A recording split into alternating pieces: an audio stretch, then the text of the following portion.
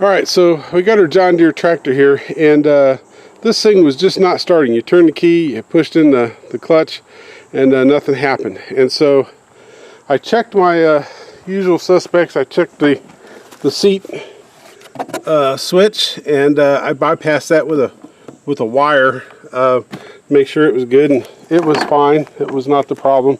And then you've got another switch that is up underneath here. This right here, I pulled that off and jumpered it. That was not the problem. That gets activated when you push your clutch pedal in. And so I checked my solenoid. Now the solenoid here, you've got your battery, you've got a red cable that comes off of that and comes down here to your solenoid.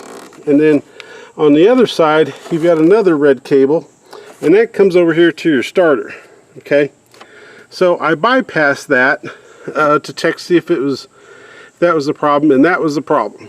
So I ordered another one. I've got it right here. I'm going to take this one here off and replace it. But what I want to show you today is how to check this, or how to bypass it, in case you really need to mow your lawn or whatever while you're waiting for one of these to come in the mail.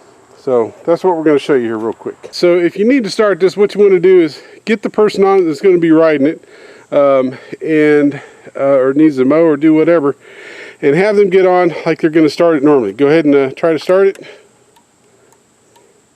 and we get nothing. Okay, so what I've got here is I've got a screwdriver, and there's two posts on here.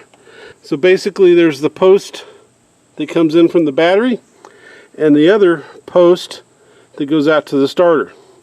And I used to, this same way on old cars, they used to have a solenoid on it. You used to be able to jumper them with the screwdriver like this, and they changed the configuration, put those two posts on opposite sides so you couldn't jump it with a screwdriver. But those of us that were smart figured you could do it with a pair of pliers, and that's the way you do it.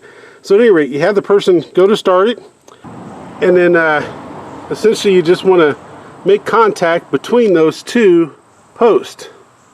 Let me see if I can get a good view here for you. Okay.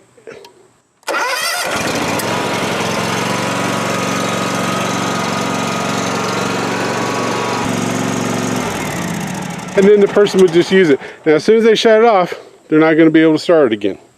So that's a one-time good deal, unless you get the screwdriver out and do it all over.